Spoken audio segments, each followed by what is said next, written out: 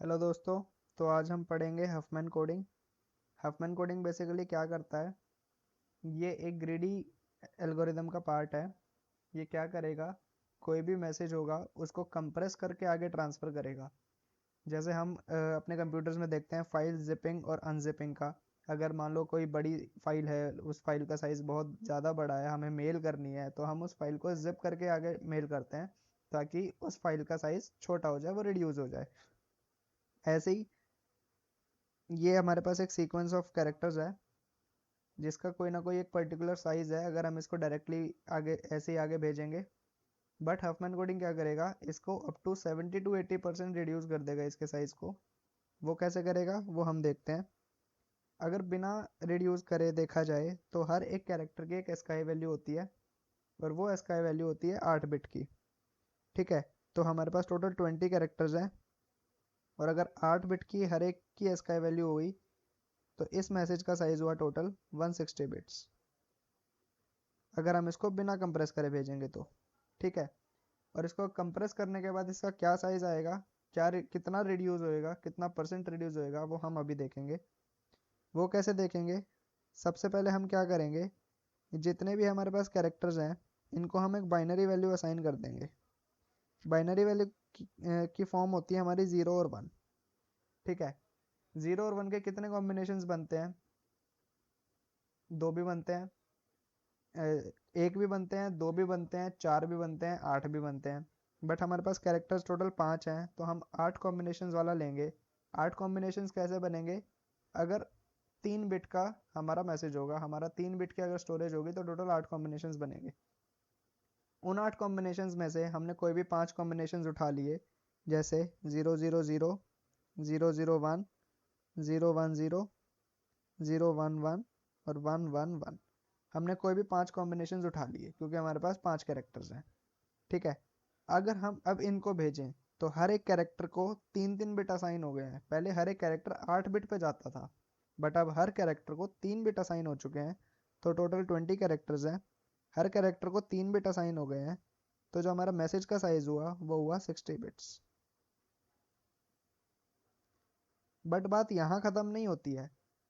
होता क्या है कि जब भी हम किसी चीज़ को कंप्रेस करके भेजें या फिर हम किसी चीज़ को एनक्रिप्ट करके भेजें, तो साथ में हम उसकी एनक्रिप्शन की भी देनी पड़ती है ताकि वो उस बंदा उस मैसेज को डिक्रिप्ट कर सके। इस केस में हमारी जो की है वो है ये टेबल। ये टेबल बताएगी कि कौन से कैरेक्टर को हमने कौन सी बिट असाइन करी है, कौन सा कॉम्बिनेशन असाइन किया है। तो हमें मैसेज के साथ साथ एक टेबल भी भेजनी पड़ेगी। अब ये टेबल कैसे जाएगी, टेबल जाएगी, ये 000, 001 टोटल कितने बिट हुए, 3 × 5 15 बिट्स हुए। 3 × 5 टोटल हुए 15 बिट्स। एक सेकेंड, ये टोटल हुए 15 बिट्स। ठीक है, 15 बिट्स तो ये हो गए। अब ये जो 5 कैरेक्टर्स हैं, अब टेबल जाएगी, टेबल में 5 कैरेक्टर्स भी हैं। अब इन कैरेक्टर्स की एस्काई वैल्यू जाएगी ताकि जो बंदा इसको डिक्रिप्ट करे वो पता लगा सके उस एस्काई वैल्यू के हिसाब से कि वो एक्चुअल में कैरेक्टर कौन सा है। तो 5 कैरेक्टर्स हैं, 5 कैरेक्टर्स की एस्काई वैल्यू जाएंगी 5, एक एस्काई वैल्यू 8 बिट की, तो 5 एस्काई वैल्यू हो गई हमारी 40 बिट्स की। तो टोटल कितना हुआ, 60 + 40 + 15, 115। स्टार्टिंग में हमारा कितना था, 20 कैरेक्टर, हर एक कैरेक्टर 8 8 बिट का, तो टोटल 160 बिट का हमारा मैसेज था। बट रिड्यूस हो गया, वो हो गया 115, 115 बिट में रिड्यूस हो गया। अब हफमैन क्या कहता है, इसको और रिड्यूस कर सकते हैं। और रिड्यूस कैसे कर सकते हैं, एक टेबल बनाएंगे, उस टेबल की मदद से इसको हम और रिड्यूस कर सकते हैं। यहाँ पे अब हम वो ट्री बनाएंगे जिस ट्री की मदद से हम ये देख सकते हैं कि ये मैसेज और कितना कंप्रेस हो सकता है। जो हमारी टेबल थी, उस टेबल में हम असेंडिंग ऑर्डर में इन चीज़ों को लगाएंगे। सबसे पहले था डी सी, डी सी ए ई बी, डी सी ए ई बी। ठीक है, अब डी सी ए ई बी, डी था हमारा 2 3 4 4, 7। अब हम क्या करेंगे, जो सबसे दो छोटे हैं उनका एक पेरेंट नोड बन गया। टोटल कितना हुआ, 5। अब 5 से छोटा 4 भी है, ये 4 भी है, तो हम क्या करेंगे, इन दोनों को उठाएंगे, क्या कितना बनाएंगे, 8। 5 और 8 7 हो गया। ये दोनों जुड़ के कितने बनेंगे, एक सेकेंड,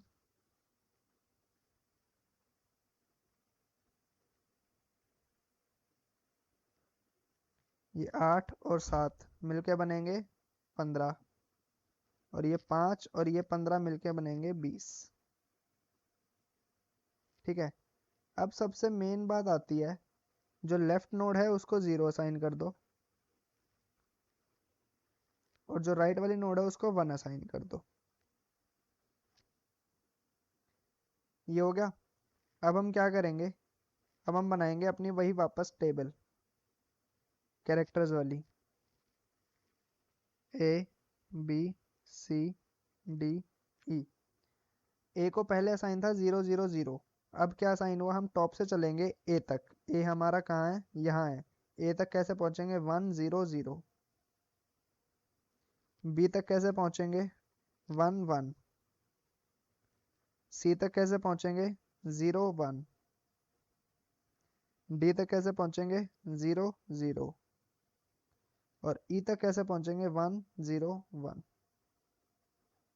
हमें यहाँ से देखना है, हम इस पेरेंट नोड से इन चाइल्ड नोड्स में जो हमारे ए बी सी डी हमने नीचे लिखे हुए हैं उन तक कैसे पहुंचेंगे।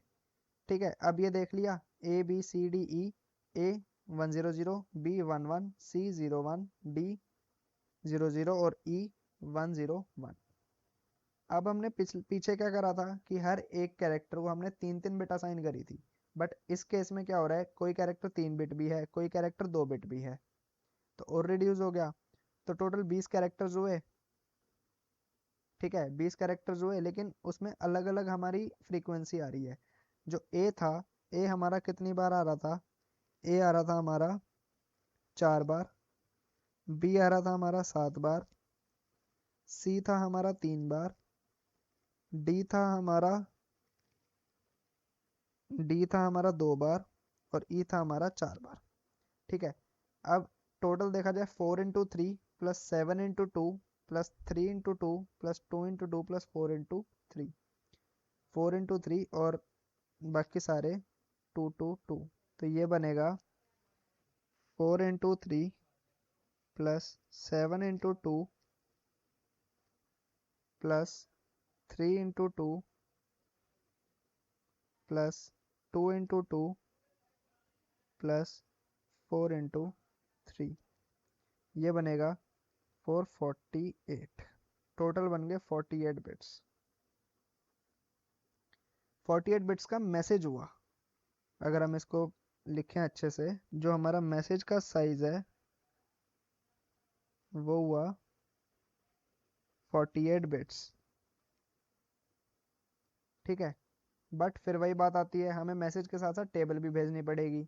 टेबल में टोटल 5 कैरेक्टर्स थे, 5 कैरेक्टर्स की उनकी एस्काई वैल्यूज हो गई, जो कि है 8 8 बिट की, तो टोटल हो गए 40।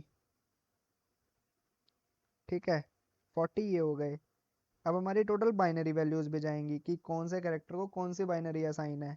ठीक है, और बाइनरी हमारी कितनी थी टोटल, वो रिड्यूस हुई है, रिड्यूस होकर कितनी हुई है, ये 3 2 5 7 8 9 10 11 12, 12 हुई है टोटल, रिड्यूस हो गए। तो टोटल 12 की बिट्स हो गई। टोटल बना 48 प्लस 40 प्लस 12, 50 60 और 40, 100 बिट्स। स्टार्टिंग थी हमारी 160 से, जो रिड्यूस होके बनी 115, और जो अब रिड्यूस होके बनी 100। ये था हफमैन कोडिंग, कि एक मैसेज को हम कितना कंप्रेस करके उसको छोटे से छोटा बना सकते हैं।